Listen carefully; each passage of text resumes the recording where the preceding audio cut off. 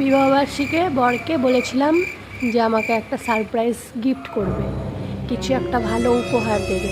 তো বর বলেছিল ঠিক আছে দেবো।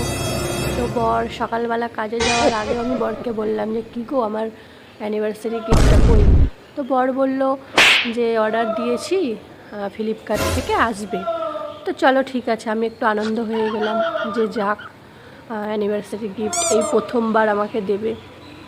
তারপরে এই যে এই গিফটটা আসে, আমি আসা মাত্রই আমি অবাক হয়ে গেছিলাম যে সত্যি সত্যি ও আমাকে অ্যানিভার্সারি গিফট দিচ্ছে।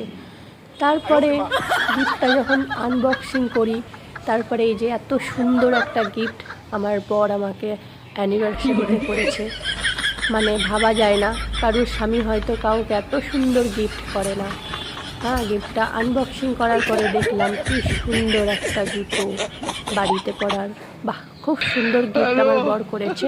তো এই ভিডিওর মাধ্যমে আমি আমার বরকে অনেক অনেক ধন্যবাদ জানাতে চাই। বরমশাই, তুমি আমাকে এত সুন্দর একটা গিফট করেছো, ঘরে পরার চটি খুব সুন্দর হয়েছে। এত দামি গিফট আমি মাথায় করে তুলে রাখবো। বাহ, কি সুন্দর লাগছে আমার পা দুটো।